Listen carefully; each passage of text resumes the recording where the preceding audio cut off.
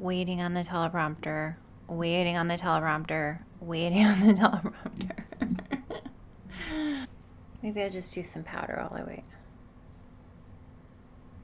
Get rid of all the shiny parts that are not needed on this YouTube. Is this person you can't forget about your trauma bond, your karmic, or your twin flame? Stay tuned, guys, as we break this down.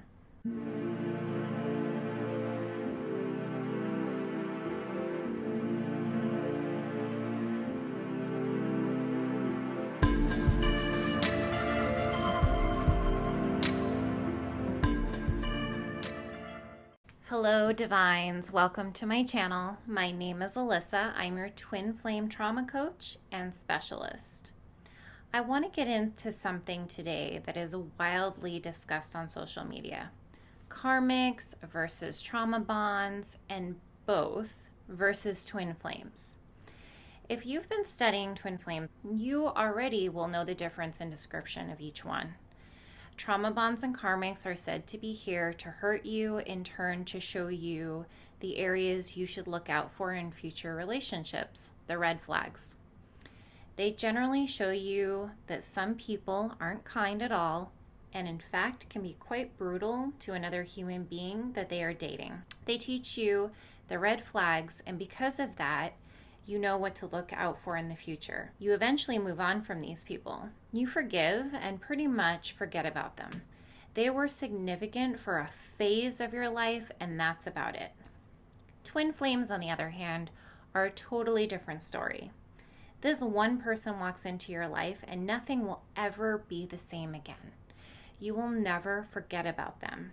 They are not a red flag awareness kind of partner at all. This person will burst open all kinds of things inside of you that you need to heal. It sends you into healing, spiritual awakening, and ascension.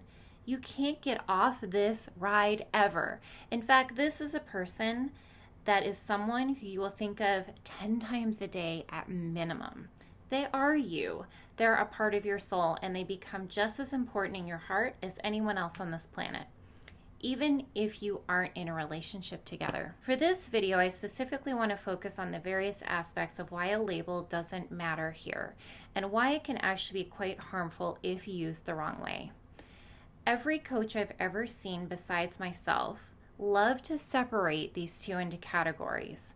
It is often declared if you have been abused by a partner in any way, including sexually, physically, verbally, or emotionally, then that is your karmic or your trauma bond, but by all means, that is not your twin flame. All inaccurate information, and I'll tell you why. Let me start by clarifying that most twin flame coaches do not specialize in trauma, and were not trauma bonded to their twin flames.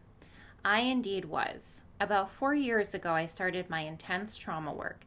I went to the most highly skilled trauma professionals in the country. Why? Because my counterpart, my twin flame, without saying a word, kept pushing me there. Every single time he left me, I went deeper into my work. The first year in, I started seeing my favorite trauma coach ever. When I pointed out to her the abuse that both I and my twin flame received from both of our mothers, she gently let me know that we were indeed trauma bonded. I don't disagree with her at all. We were. I came from a family where fighting was an everyday thing between my parents. Several occasions I watched my mother beat my father. When you study trauma, you find out that a child watching this happen to a parent is the equivalent of it happening to them. The brain does not know the difference, and the child, therefore, has been physically abused in the same way that the victim was being abused while they were observing this. My twin flame, on the other hand, came home from school every day to a mother who had already downed a number of oxys with a bottle of vodka. On top of that, we were both abandoned by our fathers in different ways. Fast forward 20-some years, my twin flame and I abused each other in multiple ways. We never physically hurt each other, but I think we found every other way under the sun to lash out and hurt one another. Now, when you go through this kind of abuse as a child, and it is left completely untreated, You store all of this in your body and in the subconscious part of the brain. The conscious part of the brain is where you learn. Then this information is quickly sent to the subconscious so that it can be repeated over and over again in a pattern. This is how we as humans can be so efficient until we need rest. The subconscious brain doesn't use much energy when it's just repeating the same script over and over again. So when a child is abused, they will abuse others. When they haven't learned why they are doing it, it will repeat. They will always feel shame. In fact, every time I did something to my counterpart that I shouldn't have, I wished I hadn't, within minutes or an hour. But there was no new information going into my conscious brain 5 years ago to explain how to do it better, or how to even deal with a trigger I was having.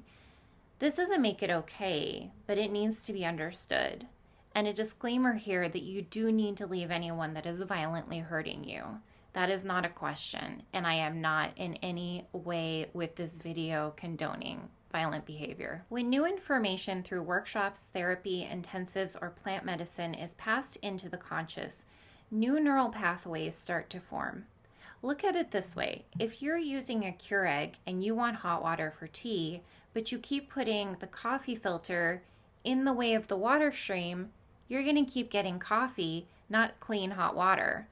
The trauma must be removed in some way to get the clean stuff, the new stuff, the better stuff through. There is no exception to this. Anyone on earth with the right treatment, side note, not what society declares as treatment, like prison or big pharma meds, but with the right treatment, anyone on earth can heal. The Matrix, society, 3D, whatever you want to call it, wants us all to judge each other and put each other into buckets.